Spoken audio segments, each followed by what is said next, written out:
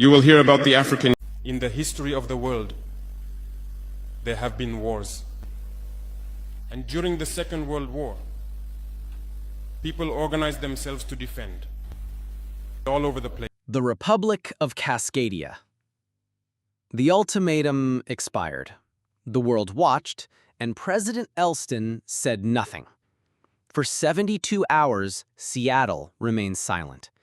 No press conference, no press leak, just a cold, calculated stillness, as if Chancellor Saido's demand had vanished in the air. But what came after that silence, no one expected. Not the analysts, not the diplomats, and certainly not Elston.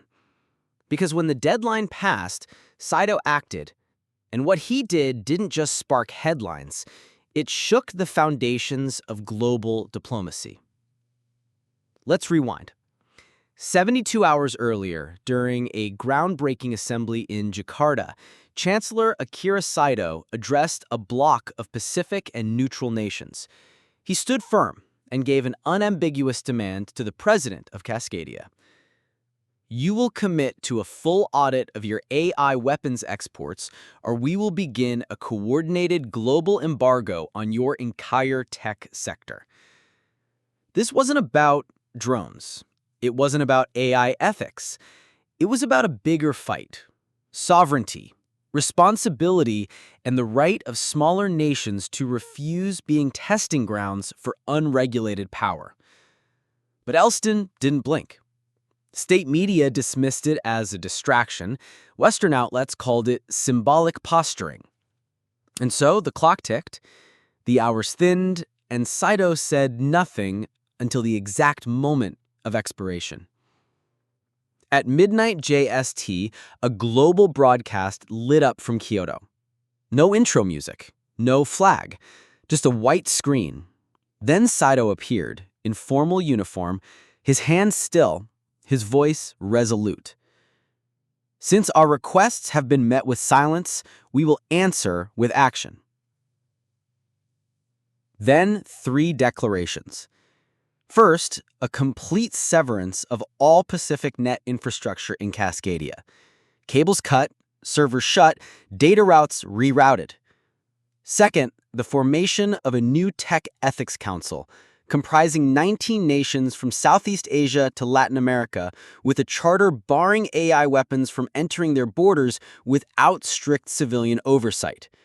And third, a unified digital currency proposal to reduce dependency on Cascadian blockchain systems, calling on allied nations to no longer bankroll the silence of giants. He said our deadline was not an ultimatum. It was an invitation to accountability. You declined, the world heard it. The feed ended, and shockwaves followed. By sunrise, the Philippines, Vietnam, and Ecuador suspended trade talks with Cascadia. 2 others withdrew from joint AI research hubs. New Zealand publicly supported Saido's stand. But what truly shifted the tone, the people. From Seoul to Sao Paulo, crowds gathered outside consulates, holding banners, "We choose transparency. We are not experiments. Data without ethics is tyranny."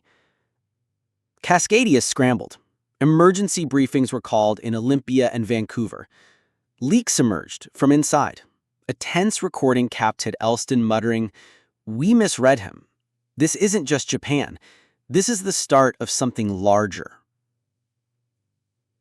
Some Western leaders stayed tight-lipped. Others didn't. Sweden called for regulation. Brazil applauded Saido's leadership. But no one condemned him. Not now. Because the fear wasn't just economic fallout, it was momentum. Saido had lit a match beneath a world growing tired of unaccountable innovation, of power without checks.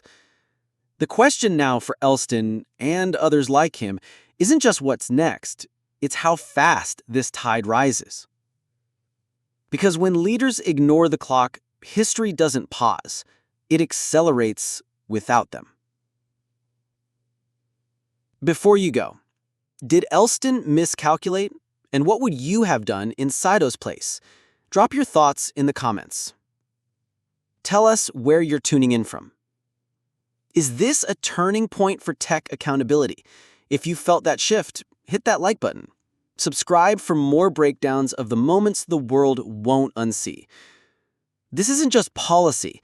This is power, redefined.